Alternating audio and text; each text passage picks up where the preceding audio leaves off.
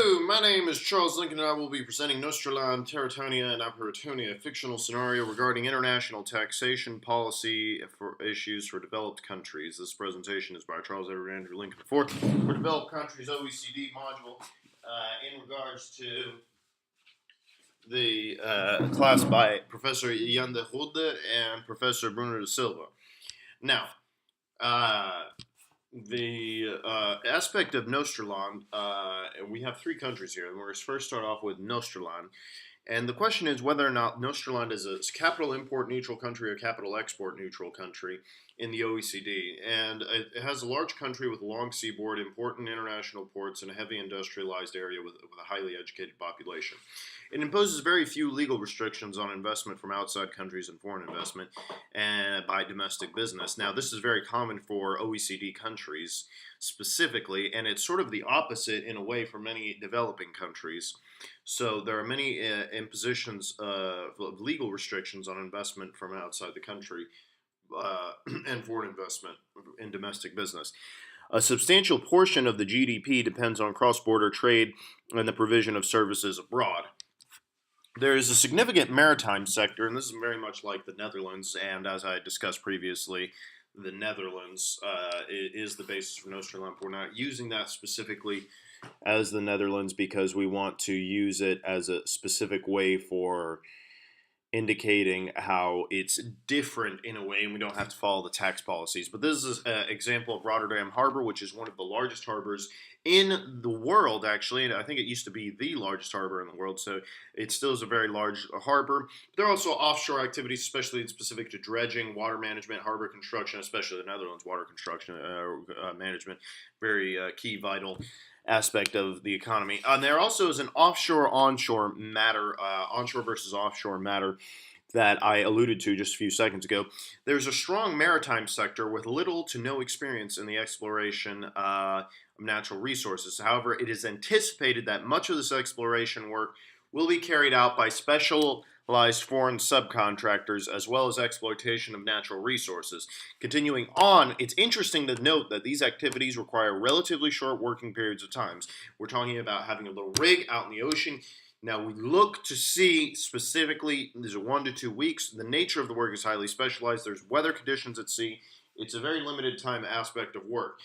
And they can also be done hundreds of miles apart. I mean, you could have headquarters or management sector occurring a few miles onto the inland, or perhaps even in a major city, and then you have activity going on at sea. So there is a question in regards to geographical coherence as well as commercial coherence. Now, for geographical coherence, we might quote the essay by Jan de Rode and Miss Roxandra Valesnium on the permanent establishment implications and coordination of centers in the oil and gas industry. Specifically, that said, the specific case of the company whose business activities are carried on through distinct places of business within one country is now considered, while the exploration of production blocks are located in specific areas, both onshore and offshore, being defined by the concession contract signed to each of them. So this is in regards to geographic coherence. Now, there are also aspects of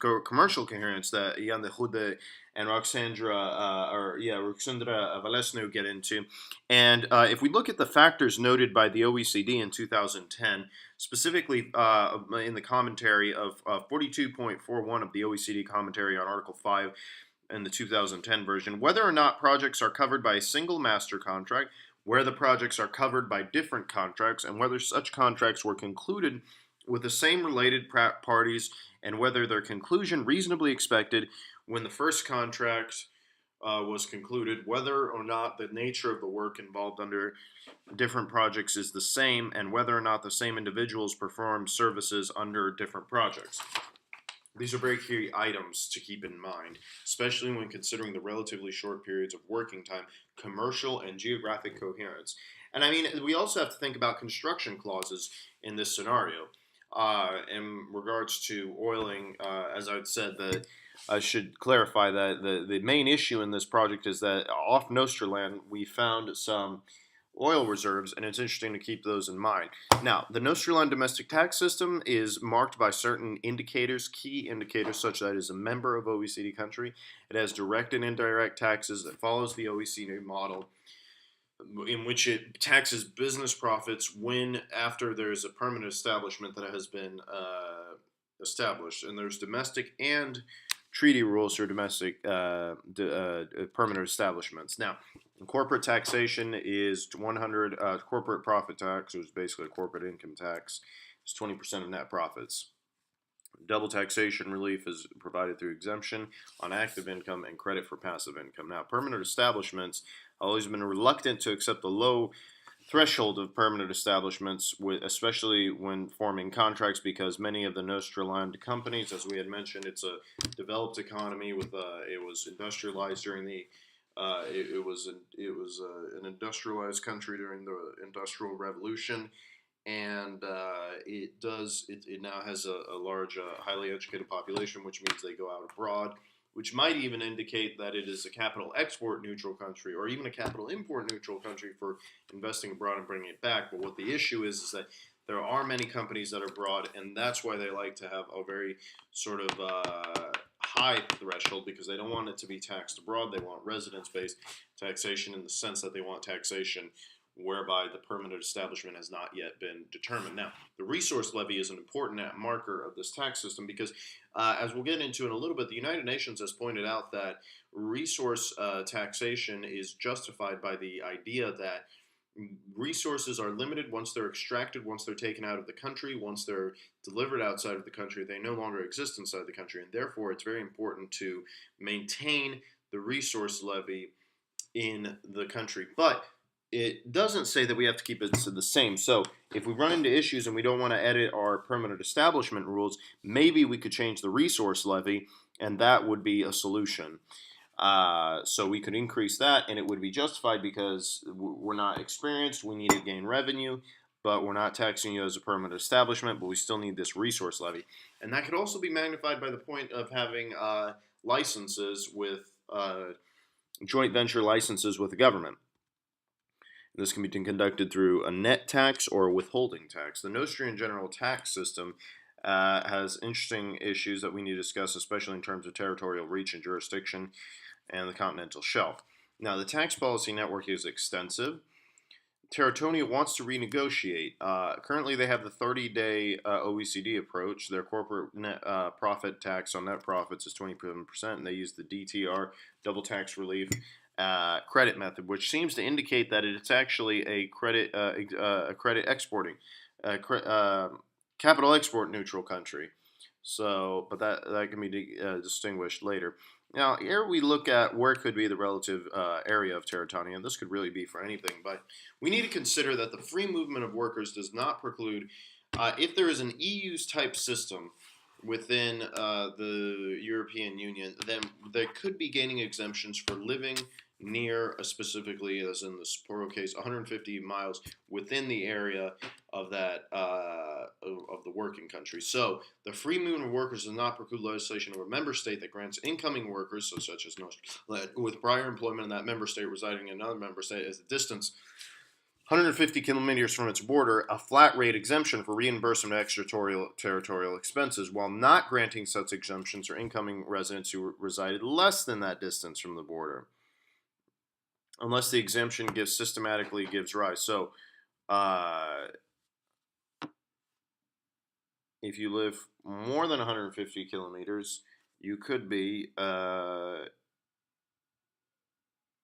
getting these deductions or this exemption, and that could even include parts of Terratonia, Terratonia, such as its capital, which seems to be pretty close, or parts of its capital, the sprawling suburbs, to not be given this exemption. So, the free movement of worker does not preclude legislation of a member state granting incoming workers who prior to employment in that member state resided in another member state at legislation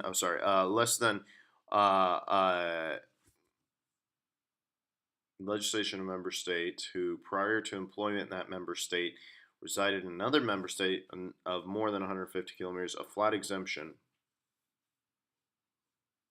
while not granting the exemption to people within less than 150 kilometers. So Aperitonia wants to renegotiate. They have a different definition of a PE because they use substantial equipment and exploration exploitation in their treaty. And the issues that we need to look at is Terratonia will invest in Nostraland. Nostraland will invest in Terratonia. This means that Nostrianian investor invests abroad. Nostranian tax administration needs to give double tax relief, specifically exemption, especially if it's active income, which it would likely be dividends. Now, generally in the past, Nostraland did not want to give such a lower PE threshold than developing countries do it. They do it all well, and there's a dilemma how to get with that. Is there a compromise? Well, like I said, they could use the Sapporo type compromise where they say if you're coming in from over 150 miles, maybe we can grant you an exemption, and then maybe we can keep the threshold low, etc., and so on. Aperitonia, a 12-month threshold, maybe we can keep that. Possible solutions is we could have two-tiered level of investment, both foreign and countries that create themselves into a joint venture. They create a joint venture with the government. Now, the UN Committee on Exports of Taxation and Extractive has signed that it's easy, applies to extractive industries. We have some other information here. Royalties is used in the treaties, and we need to understand the extractive industry life cycle and joint ventures. Yes, all these images are from Wikipedia. I claim no ownership, and this video was made for educational purposes, specifically to practice my speech. That will be on January 23rd, 2017. It is currently January 22nd, 2017 at 5:39 p.m. in Amsterdam, the Netherlands. Thank you very much for your time and helping me practice for the speech.